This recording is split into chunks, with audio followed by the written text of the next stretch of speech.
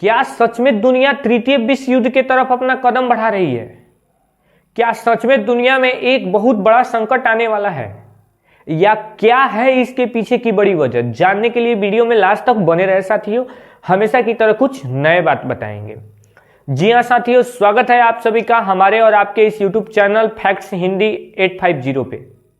मैं आप सबका अपना शिवम कुमार आज विश्लेषण करने वाला हूं एक ऐसे अंतर्राष्ट्रीय मुद्दे के बारे में जिस मुद्दे के बारे में हर कोई जानना चाहेगा। साथियों, इजराइल और हमास के बीच का कॉन्फ्लिक्ट तो आप लोगों ने सुना होगा और पढ़ा होगा।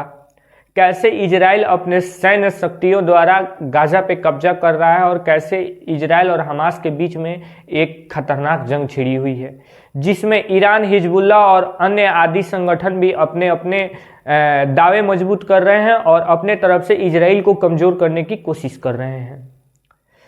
उधर हम लोगों ने देखा कि रसिया के अंदर भी कॉन्फ्लिक्ट चल रहा है। रसिया और यूक्रेन उसके पड़ोसी देश है जो कि उसके बीच में कॉन्फ्लिक्ट चल रहा है और रसिया और यूक्रेन आपस में लड़ रहे हैं। यहां तक तो ठीक था साथियों, लेकिन अब एक नया विवाद जड़ ले चुका है और ये नया विवाद है अमेरिका वर्सेस यमन का। एक बात के लिए यमन के नक्शे को समझते हैं कि ये यमन कहाँ है। तो साथियों, यमन जो है हमारे इंडिया हमारे इंडियन ओशियन के नॉर्थ साइड में सऊदी अरबिया के पास में, सऊदी अरबिया का पड़ोसी मुल्क है, पड़ोसी देश है। यह जो है गल्फ ऑफ आदेन के पास में है। और एक बात और है साथियों कि लगभग इस रूट पर यानी यमन के रास्ते से होते हुए और इंडियन ओशियन से होते हुए हमारे इंडिया तक माल आता है और हमारे इंडिया से अगर कोई चीज़ भेजी जाती है तो वो यमन के रास्ते होते हुए गल्फ ऑफ आदेन से होते हुए आगे निकलकर स्ट्रीट ऑफ मलाक्का से होते हुए आगे तक यूरोप में, सेंट्रल यूरोप में जाता है।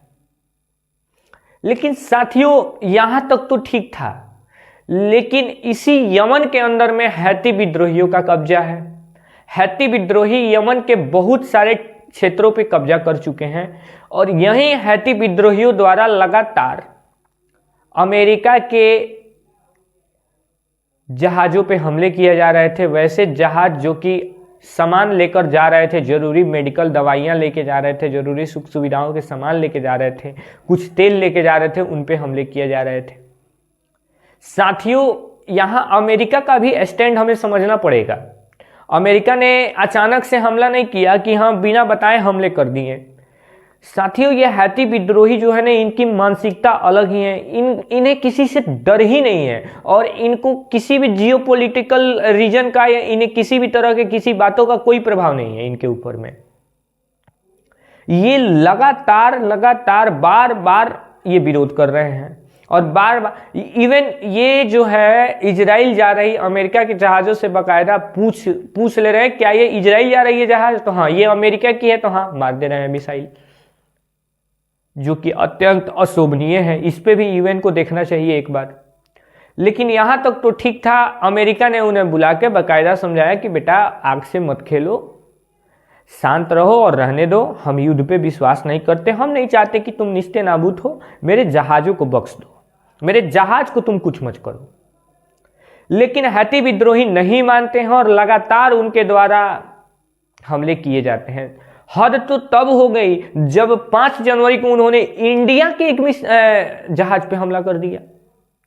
बाकायदा हमारे विदेश मंत्री साहब जयशंकर साहब ने उस पर विरोध भी जताया और तब इंडिया और अमेरिका जो है आपस में बैठ के बातें करते हैं और अमेरिका कहता है कि क्या अगर मैं इसको अगर मारूं तो क्या आप सहयोग देंगे। भारत का स्टैंड एकदम क्लियर था, हाँ भाई ये छेड़ रहा है, इसको धोना जरूरी है। यहां तक तो सब ठीक था साथियों, लेकिन अब यहां से शुरू होता है थर्ड वर्ल्ड वॉर का एक नया अध्याय। साथियों, इस बात की प्रिडिक्शन संत अच्युतानंद दास ने अपनी भविष्य मालिका में भी कर चुके हैं कि तृतीय विश्व युद्ध 2024 के शुरू होते ही उसके लक्षण दिखने लगेंगे। लेकिन 2024 के बाद और 2025 के आसपास ही तृतीय विश्व युद्ध शुरू होगा। लेकिन अब ये तो आगे देखने की बात है कि इस बात में कितनी सच्चाई है, इस दावे में कितनी सच्चाई है और कितनी झूठा है। मैं खुद इसको प्रमाणित अभी नहीं करता, लेकिन अभी के सिचुएशन जो बता रहे हैं साथियों, मैं उसका विश्लेषण आपके सामने कर रहा हूं। जब लगातार हमले किए जा रहे हैं और बार बार जब हैती विद्रोही नहीं मानते हैं, तो अमेरिका अपने 22 सदस्यीय देशों की मीटिंग बुलाता है और उसमें यह निर्णय लिया जाता है कि नहीं, यमन पे हमला किया जाए। और यहां से शुरू होता है यमन का काला चिट्ठा और यमन का काला दिन। ब्रिटेन, ऑस्ट्रेलिया, जापान, अमेरिका और अन्य 2 देश मिलकर यमन पे एयर स्ट्राइक करते हैं और खोज कर हैती विद्रोहियों के ठिकानों को निस्ते नाबूद कर दिया जाता है।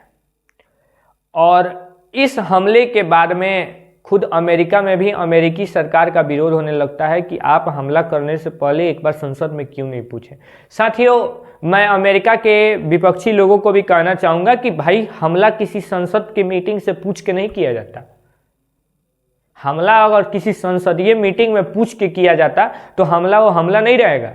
बगल वाले को पता चल जाएगा कि ये हमको मारने वाला है, तो पॉलिस से ये लौट हो जाएगा। तो हमला ऐसे नहीं किया जाता मेरे भाई। ये जो है अभी तक के लिए यही अपडेट है। इतना अपडेट आप लोगों को कैसा लगा? बाकी अगर अन्य कोई अपडेट आता है तो उस अपडेट को मैं तुरंत से तुरंत आप लोगों को प्रोवाइड करूंगा, या तो अपने यूट्यूब चैनल के शॉर्ट्स के माध्यम से करूं या तो लॉन्ग वीडियो के माध्यम से करूं, मैं आप लोग को अपडेट करूंगा। लेकिन अब तक के लिए तृतीय विश्व युद्ध का यही विश्लेषण है। मैं उम्मीद करता हूं, मैं भारत का नागरिक हूं, सनातन संस्कृति से आता हूं।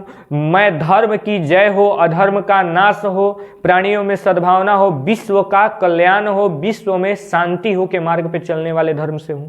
तो मैं कभी भी दुनिया में शांति की उपेक्षा करूंगा कि शांति बनी रहे, क्योंकि अगर शांति बनी रहती है तो किसी भी देश में समृद्धि, खुशहाली आएगी। और बाकी हमारे जितने भी व्यूअर्स हैं, बाकी हमारे जितने भी भाई लोग हैं, उन लोगों को, आप लोगों को अगर ये वीडियो अच्छा लगा हो तो वीडियो को एक लाइक जरूर करें और हमारे इस प्रयास को सपोर्ट करें। चैनल को सब्सक्राइब करें। चैनल पे आप लोगों के लिए हमेशा कंटेंट आ रहा है।